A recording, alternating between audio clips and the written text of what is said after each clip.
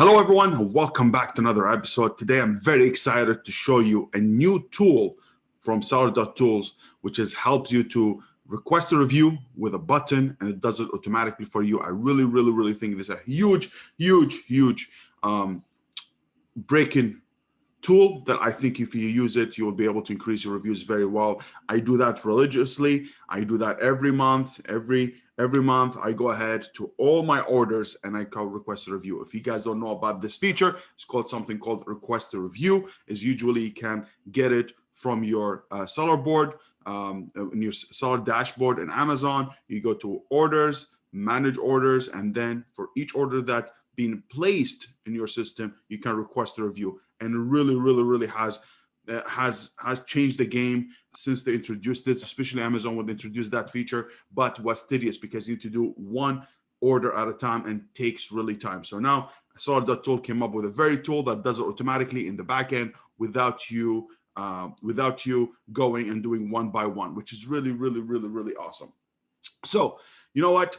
If you're new to the channel, my name is Saad Basim. I'm here to make you money with Amazon FBA, whether it's retail on arbitrage, whether private label, whether wholesale, and have done it. I started from nothing to where I am today. I'm very happy to share my knowledge with you. So you know what, without any further ado, let's go and show you the tutorial. It's going to be a very quick tutorial. It's going to help you really well, and we get it from there. It's a new tool that's going to be released on the 1st of February, I believe. So by the time this video be released, you should be able to get a hold of it. And I really think it's something that you need to use big time because it's going to help your business tremendously.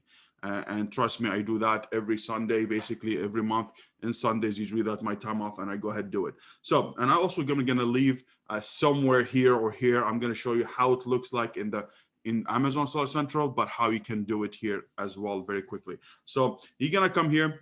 I'm sorry, it's gonna be a lot of things blurred here, my account information, because I'm setting this with you as I go, because I have just done it last week. So I don't have any more information or data. So I was like, you know what, let me go ahead and set it up so it'll be sent automatically, because it used to take me maybe with any other tool, it takes me around half an hour to 1 hour just to be doing that over and over. It literally takes time. So let's go ahead and do that. So you're going to come to Seller.tools here. You're going to go to review request. And when you come here, you will be in that dashboard. This dashboard is going to look like that. And let's go ahead. So what you do first, you're going to come here. It's going to be a review request. Review request will be sent for all orders in the last 60 days and daily moving forward. No duplicate requests will be sent, that's Amazon feature. They have it already that if someone, if you request a review, you cannot request a review again, doubles. And also they only allow you for the last 60 days of orders. Also at the same time, what's nice, what things that you don't need to worry about, or hey, oh my God, I'm going to send the same thing over and over for someone who left a bad feedback, or someone who have a return or get a partial refund or whatever it is, you cannot send a review request to them, but you also can automate all that within this software, which is really awesome. So the first thing you're going to do, you're going to go ahead and enable it. When you enable it, you need to connect your account to it. As any other software, you need to connect to API, connect the software to your Amazon, which is easy. There's going to be a click button here somewhere. It's going to tell you, hey, connect to API or something like that, and you'll be connected very quickly with a click of a button.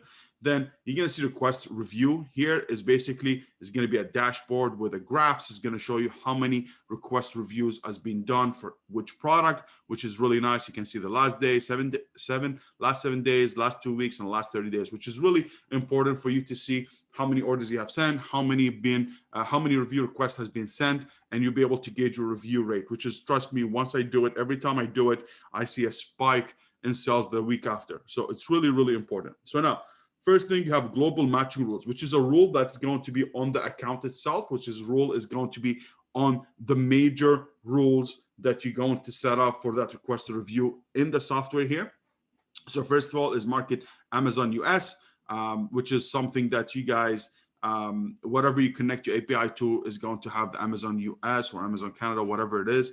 But for me, I'm using it for Amazon US since I do most of my I do all my private label in the US. I do retail on arbitrage in Canada. So I come here, I do Amazon US. I do only FBA. If you're doing any FBM, I know a lot of you have used FBM because I don't know why, but some of you have used it in the past because was pandemic or something like that, or some people are advising you to launch with an FBM, which is, I don't believe, is the right thing to do. And sorry about that sound. Now, what we're going to do here, additional filters. So exclude orders based on the filters. So the things that you're going to exclude. So now here, if someone leaves you a seller feedback, which is 1 star, 2 star, 3 stars, I don't think you want those people to leave a review, or you want to ask them for a review, because if they left you 1 or 2, 3 star review, that means they're not interested. They're going to leave you a bad feedback, a bad review anyways. If they left you a bad feedback, it's easier for you to remove, but if you ask them, for sure they're going to give you a bad review as well because they're not satisfied to begin with. And also you can exclude, what you can exclude is basically promotions. So let's say you have a promotion with you give a discount, so you're running ManyChat, you're running any discount deals or something, you want to exclude those people, you can do that. And also you have with subscribe and save discounts. So if you have subscribe and save, if you're in supplement, you have subscribe and save, you can exclude those people. Or you can do with, if you offer anybody shipping discount, you can exclude them as well. So you can exclude those people that you don't want them to leave your review for some reason. If you're worried about review manipulation or whatever it is, or Amazon thinking about something, I do not worry about with subscribe and save because I have it on my supplement. I've been sending them all the time. There's no issues. Promotion discounts, yes, I might consider it. Maybe I can check that. But the other ones, I'm okay with it. It's not a big deal for me. Now, if you think it's not, just go ahead and select them all and say, hey, exclude all of them. But for me, I want. Now, the buyer type, you can have also exclude people who are doing business to business or business to consumer. You can do that. I'm going to leave it the same way it is. Now, here, there's another thing. You can use this filter to skip review requests based open and how many times the buyer has purchased a specific product. So if someone purchased 1 time from you or 2 times or 3 times, you can exclude the person who purchased maybe once. Maybe you only want to send a review for people who purchase multiple times. That means if they purchase multiple times, that means they have a good experience, they liked your product, and most likely they can leave you a good review. For me, I don't put that setting, and I have been sending review requests from since it was introduced. But for me, I will leave it the way it is. I can do it as here as a product level. I know, sorry, it's going to be all blurred because there's all my product. So what I'm going to do, I'm just going to leave it as is. If I wanted to do it, I can do it on a product level here. The other thing, you can exclude people with returns, refunds, which is yes, you have to check them, because if you request a review for someone who returned the product or ask for a refund, it means they're not satisfied with the product. So you don't want to send them, a request to review. But I think Amazon exclude them automatically anyways. So now let's say go ahead, we set up this rules, the major rules on the account or on the request review service or tool.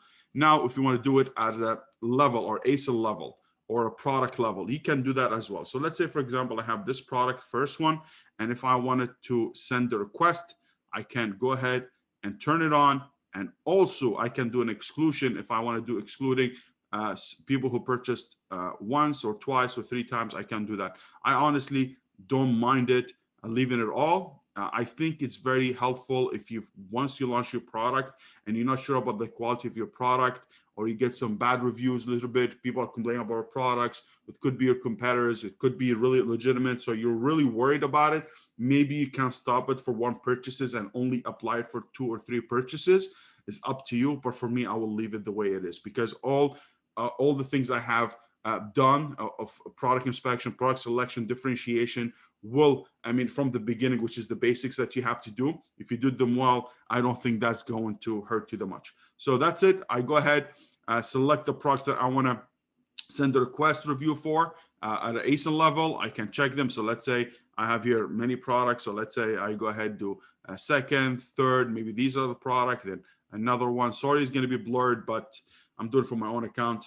Now, schedule an action, which is one you want to schedule these request review options. So what you can do is time zone, usually BST, which is normal. What time is it? You can do it if you want. I really don't see that time is really big deal, but if you want to really automate it, go ahead, do it. If you want to do days after delivery, that's important, especially if you're doing FBA. I think you can start sending request review after 5 days here, the setup or the default. But if you're doing FBM, it takes maybe 7 to 14 days, maybe it's taking longer, maybe something, a larger item. You can't adjust that because you don't want to send a request to review if it's not, they didn't receive the product yet, because they're not going to do anything with it. And I think also there's a threshold in Amazon that actually only works for, it only works for 7 or 14 days after receiving the product or something like that. I know there is a limit for it. So me, I usually, when I see my orders for the last 7 or 10 days, I don't ask for review. So if I do it today manually, anything for 7 to 10 days, I do not go ahead for it because I won't be allowed to do it. I believe that was the case in the beginning. I don't know if it has changed, but I carried that habit. Once you're done, you do apply and save, and that's it. So guys, I hope that's really helpful for you. Trust me, it's really, really a beautiful tool. I know there's other tools out there that can do it, but basically it works on Amazon seller dashboard. You can request a review and it does 1 page at a time. But if you do a lot of orders and you have like 15 or 16 pages, 1 page at a time has 90 orders and you can do it. It really takes time. But if we find a tool like this, automated, it's really, really awesome. And this tool, I'm telling you, seller.tools, I'm going to do more tutorials about it because it's insane. There's one, I mean, there's a lot of tools out there, but there's one for keyword research, which is really, really awesome, which is called R2A. It's an amazing tool. I use it for my product research. I use it for my PPC. It's really, really awesome. I'm going to come up with it. And guys, if you like this kind of videos, please subscribe, hit the notification bell, leave your comment. Let me know. Do you like it? Do you do request a review? Have you ever used it or not? Because it's really, really something that you should do in your business. And also stay tuned for a few announcements that I'm going to announce in the future, which is next week, about how I can help you with your private label business. And we have really good things that are coming up in the private label, retail online arbitrage, or wholesale as well. I'm going to give a lot of content for you guys because I want to start the new year with really, really great things. So thank you so much. I appreciate it, and have yourself a wonderful, wonderful day. Take care, everybody.